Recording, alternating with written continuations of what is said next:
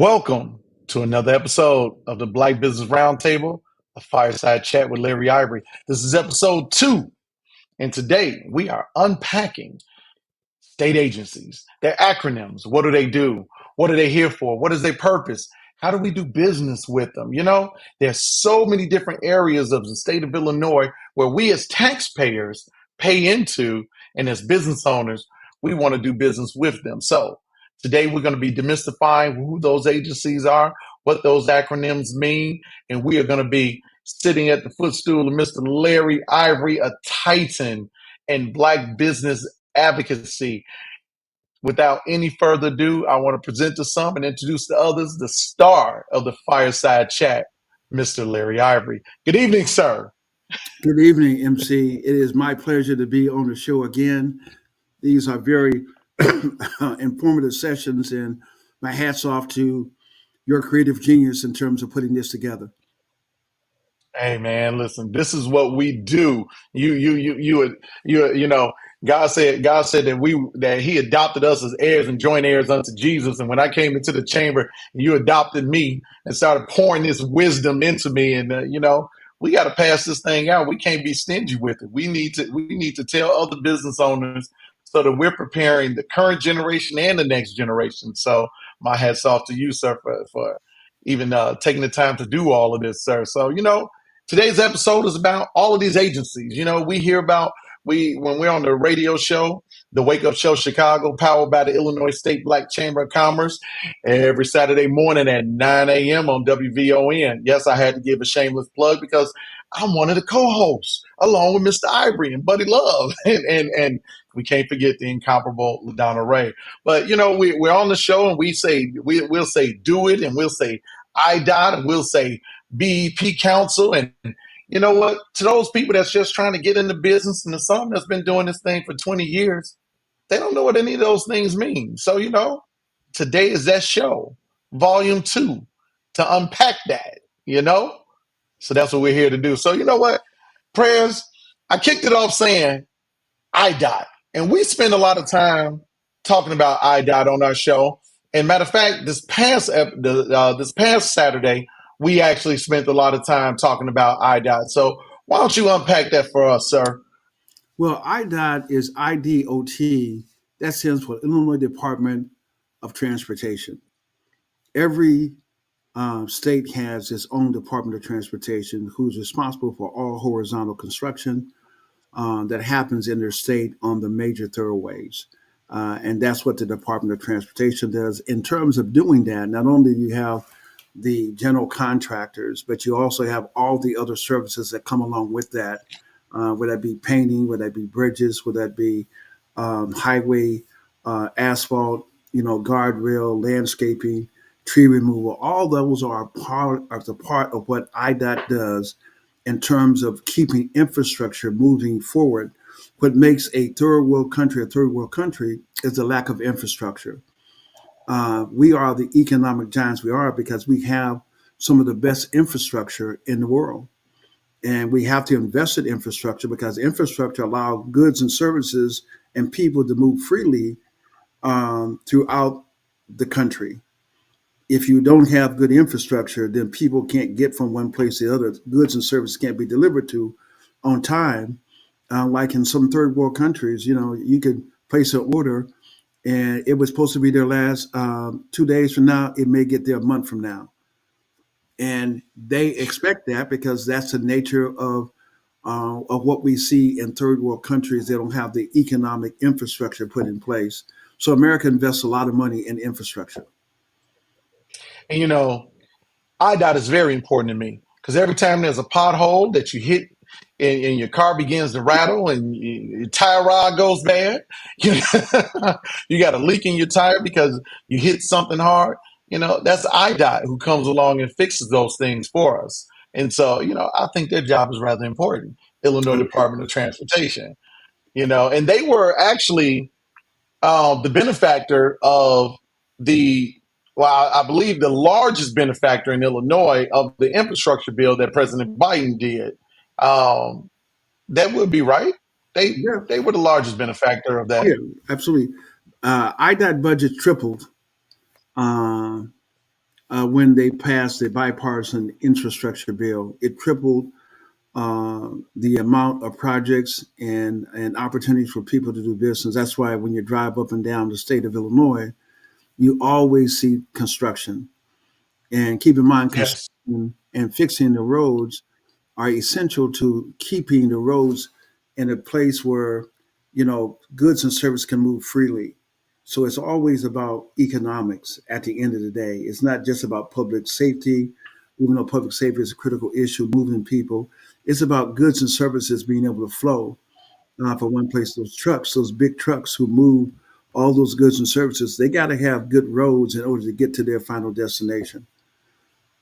And IDOT, one of their jobs also is also future proof, helping to future proof our country.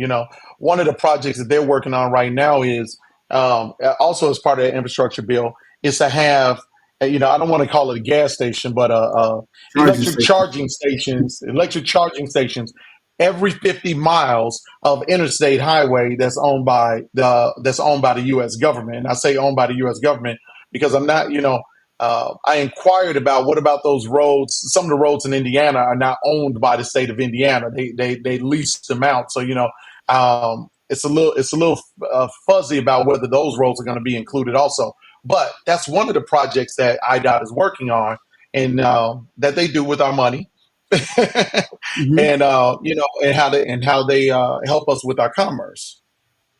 So that's definitely a big portion of what they do as well.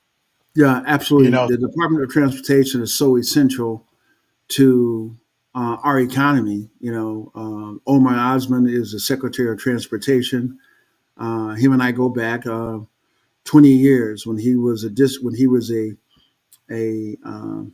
engineer for District 4. But now he has excelled now to be the Secretary of Transportation for the whole state of Illinois. And, quite frankly, that's a pretty awesome responsibility. yes, it is. Yes, it is. So, I remember when I first started coming around you, Larry, and you would casually say, "Do it," and did we call "Do it"? I'm like, "Do it? What are we doing?" Just So do it, man. Just do it. just do it. So can you please unpack for us? What does this acronym "Do It" mean? It's Illinois Department of Innovation and Technology. It is the tech arm for the state of Illinois. They have the uh, enormous responsibility to make sure that our technology, whether it be cybersecurity or any of the tech that we need in the state, is running appropriately and making sure they acquire the talent that it takes in order to make sure our infrastructure is safe and reliable at the same time. So, Do It is the IT arm for the state of Illinois. It was newly formed. It wasn't always an agency. I think Do It was formed maybe, and I could have this wrong, maybe 3 to 4 years ago that Do It was formed. Mhm. And its ultimate responsibility, as I said, is to everything IT they're involved in at some level. That is maintaining our database centers, developing software Mhm. applications, managing telecommunications, implementing digital transformation initiatives. It is all of those things. Some of you Apple users may be waiting for the day when Apple allows Illinois driver's license to be on your phone, and for that to be legal for you to show a police officer. It is Do It who is Mhm. working with Apple to implement that type of thing. So they take care of all of our infrastructure, all of the technological infrastructure for the state of Illinois. Absolutely. A big And responsibility. A big response. And we were glad to have the director of Do It at our conference. Actually, he stopped in, and we had a what you call a fireside chat with about 15 people and him, and a very private meeting to talk about Do It and technology and what are the numbers at and what can we do to improve Black participation when it comes to IT and technology, because that's the growth area. If we talk about how our business is going to be competitive globally, and how do we maintain our global perspective and our global dominance, it's going to be done through technology. Technology is going to be a driving force in terms of creating greater efficiencies and greater profitability. AI, the whole gambit. Absolutely. And you know what? And it's so important for us Black businesses to pay attention to technology, to pay attention to what Do It is doing. They have a whole website. It talks about their initiatives, their plans, what is that they're doing. And they even, when you get registered, you even find out about contracting opportunities or procurement opportunities with Do It. So it behooves us as small businesses to understand how technology affects our business, and then how can we use AI and technology to leverage our businesses to go to the next level. Because truly, we hear the doom and gloom of AI, and we hear about, oh well, big business uses AI to manipulate you and get you to travel to different places, and they use AI to figure out how are you thinking in order to get you to purchase different products and stuff. And as versus looking at it as doom and gloom, the question really should be for us small Black businesses: how do we take advantage of that technology as well, so that we can compete at greater levels? Because honestly, when we learn to harness the power of this technology and of AI, that means that we now have economic empowerment. That means that the Black people that we hire that work with us, they take that money back into their own communities, and that's how we begin to turn the ships around in our own communities and make them better. So, as Black businesses, we need to pay attention to Do It. We need to pay attention to the AI and the technology and how it's moving forward, and then question, how do I leverage this to take my business to the next level? You Absolutely. know, And let me just say this is that, again, my hat's off to you, because I think when we got through with our state convention and we talked about AI, we had a great panel of very talented brothers and sisters who were a part of that conversation. You saw the opportunity for us to continue that conversation. So I'm excited that we have on the agenda at some point in time where we're going to have 4 or 5 different people who will be coming from the perspective of AI. I think the young lady by the name of Sharon Cumberbunch, a number of other key Sharon. people, Sharon Hmm. Cumberbunch, will be a part of that conversation. And we're excited because we need to bring technology. We can't be afraid of technology. And yeah, there are some downsides. We got to be careful. We can't simply say, all things that technology does is 100% good. We got to make sure there's some safeguards, and there's some things that we need to understand and we need to legislate and put in place to make sure that IT doesn't, technology don't take over us. So there's some good and bad, but I think we're wise enough to not to be involved in this conversation when it's going to be such a critical part of how the world moves would be, in my opinion, a real mistake. So we got to talk about AI. We got to talk about AI, and we do have a Black Business Roundtable coming up with AI, and we also have next month a networking event where we'll also have a panel talking about AI. And there's going to be some really, really good networking going on. So you guys need to visit ilbcc.org, get on our mailing list so that you can be notified of when these events happen. You want to be a part of it, and this is good stuff. So you know what, Prayers? Oftentimes we also talk about this other acronym, and it's called the BEP Council. And I have to be transparent. In the beginning, man, that thing went over my head. I believe that I got an understanding of what they did before I even understood what the acronym even meant. So you were for many years part of the BEP Council. So Doc, go ahead and unpack that for us. What is the BEP Council? The BEP Council is a very important council that has the ultimate responsibility, our fiduciary responsibility, to look out for minority business firms, to make sure that they participate in procurement in the state of Illinois. And that's their ultimate responsibility. There are a lot of rules and regulations as it relates to the Business Enterprise Council, and you need to be certified in that area in order to do business with most state agencies. If you're a minority firm, you have to be BEP certified to do business with the Department of Corrections, DSH, all the major agencies will normally you'll have to be BEP certified in order to participate at that level when you talk about minority participation. But the Better Business Enterprise Program Council has enormous responsibility.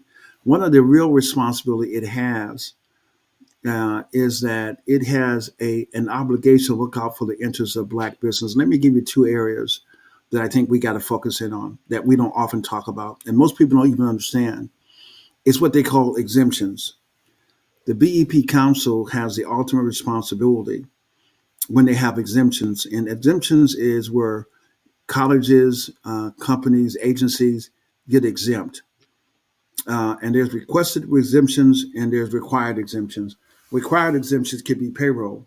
It's exempt because, there's one person doing payroll and there's not a whole lot of things you can outsource. But then there's requested exemptions. And those are exemptions that people request, artistic, but it doesn't mean that they should get the request because they asked for it. And what was happening for years and years is that the BEP Council, in my opinion, was not doing their job. And that included myself and others also, because we began to push back and say, wait a minute, why did that company get exempt? How come we don't have a goal on that? Well, because we've been doing it for the last 5 years, 10 years, 15 years. So we just asked for it because we know we could get it. And I would tell them, guess what? New sheriff in town. Just because you've been getting it don't mean you're going to continue to get it. Now, they didn't like me for that, but it was just how it was supposed to be done. So, Larry, let's connect the dots for a second. So, we're going to connect the dots from the last episode where we were talking about the certifications, and in our previous episode. And if you didn't see it, you should go back and watch it, because these two episodes had a foundation for the conversations that are going to be coming.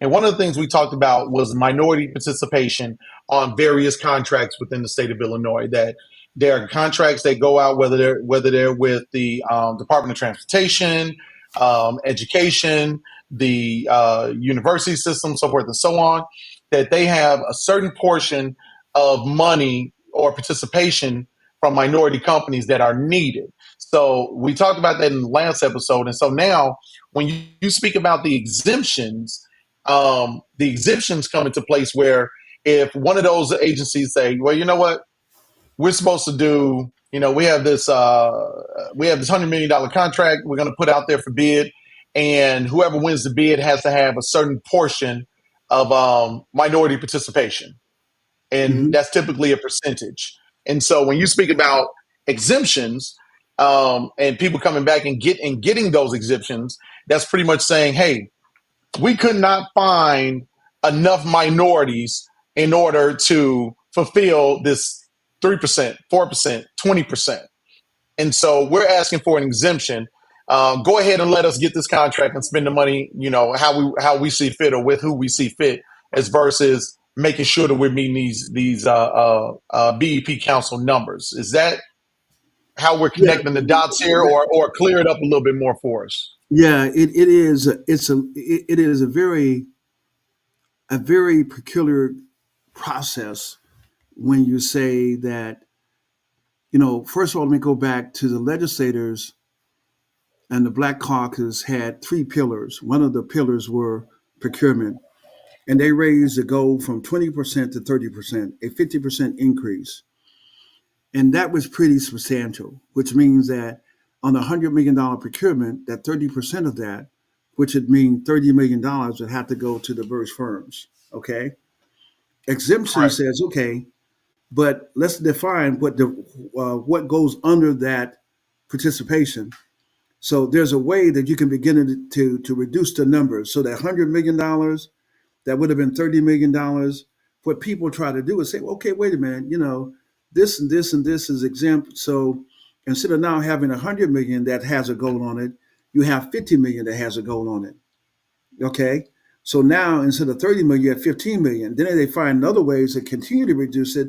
When it gets right down to it, what you'll find in a lot of cases, and this is what people really need to understand, that even though the legislators passed this legislation, it was signed by the governor, that when you take a look at minority participation, now this is law, this is legislation that said 30% of all contracts have to go to minority firms. Now, tell me where in the state of Illinois are you seeing 30% goes and 30% participation? It's not happening. So the fallacy is it looks good, but we're not holding everybody accountable to make sure they live up to what the legislators intended, because procurement can be really, really tricky.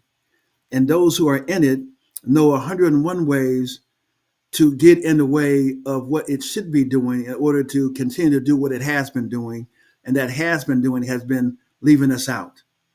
So we really have to unpack that, as you say, MC, to make sure that people understand that you have 100 million here, but when they get to breaking it down with exemptions, with other things on top of it, all of a sudden now you went from $100 million to 30 million that you're supposed to get.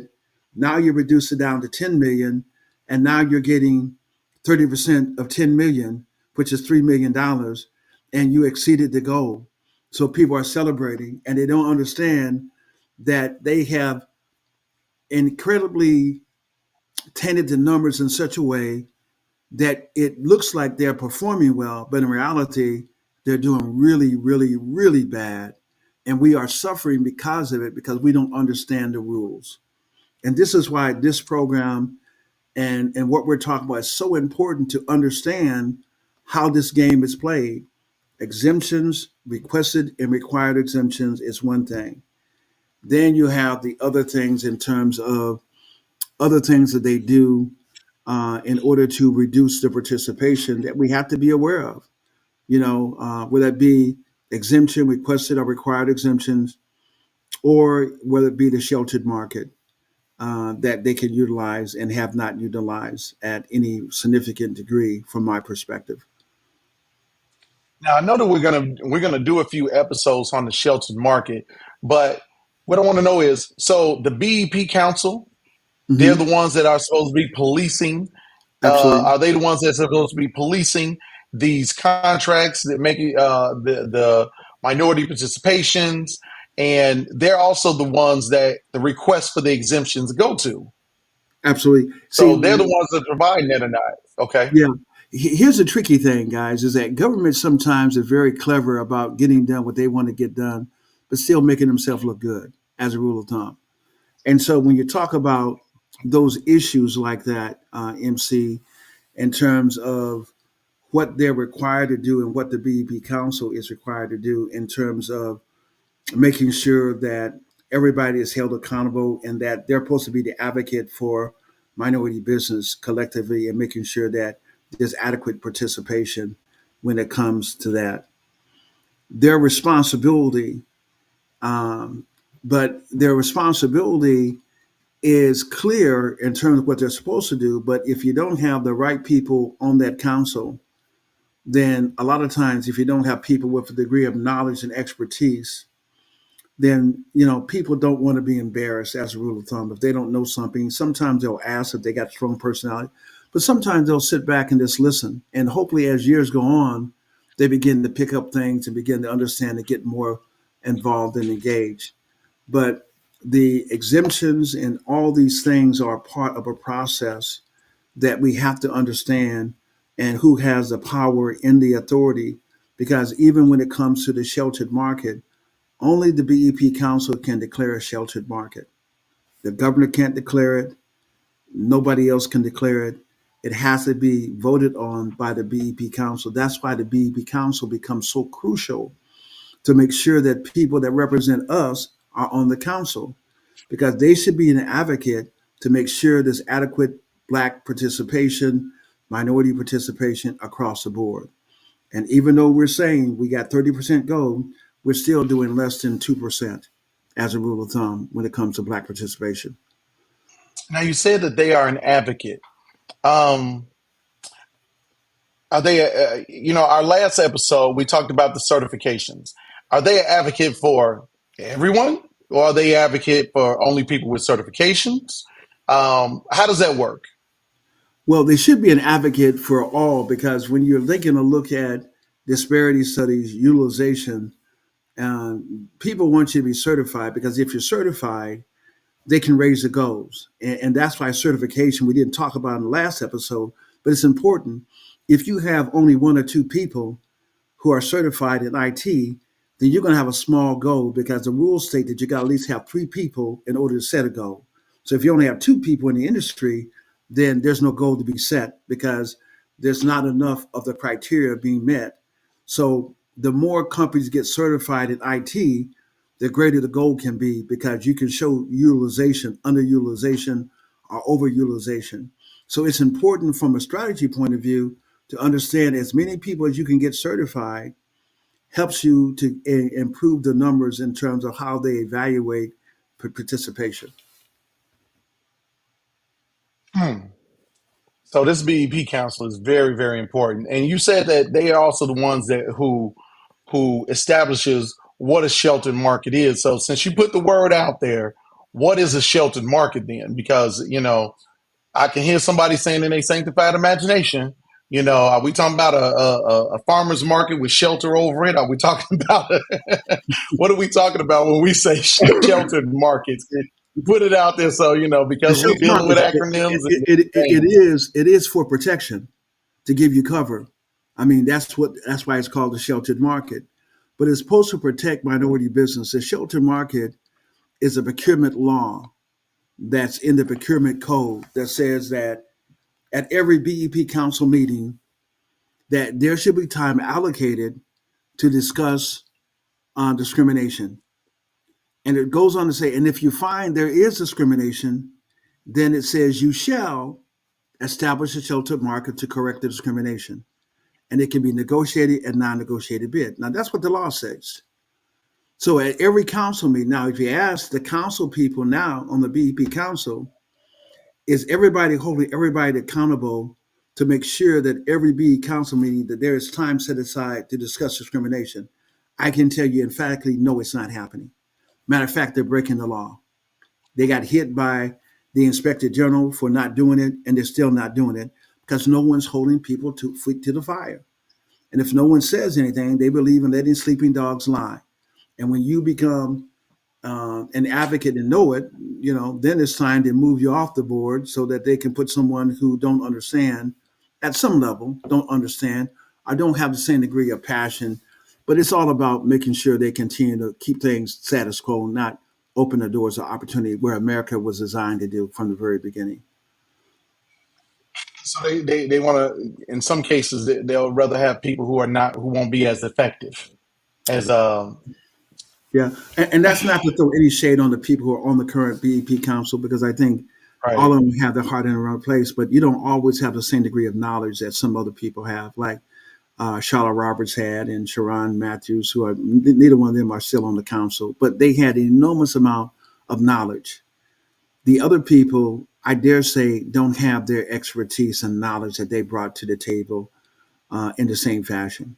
They're good people, but good people, just like the Bible, your pastor, ministers, they spent time studying the Bible. They have some insight.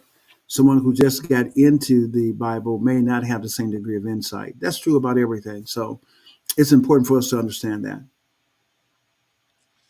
Well, you know what, Larry? We are, this time goes by so fast. We're at the end of our half an hour. Already? And so, man, already. So listen, once again, if you listen to the Wake Up Show Chicago, powered by the Illinois State Black Chamber of Commerce this Saturday on WVON, YouTube, and Facebook, we're going to give you the information on how you can get our white paper on all of the state agencies, their acronyms, what are they supposed to be doing in the state, and that's going to be the foundation for all of the conversations going forward. We're going to unpack some things for you guys. We're going to talk about the shelter market. We're going to really, really break it open. I think we're doing 2 different episodes on the shelter market alone. And so we want to thank you for tuning in on behalf of Larry Ivory, all of the hosts of the Wake Up Show Chicago, the entire Illinois State Black Chamber of Commerce, and myself, MC Pearson. We thank you for tuning in. We can't wait to see you in the next episode because we're going to break open that shelter market. Peace.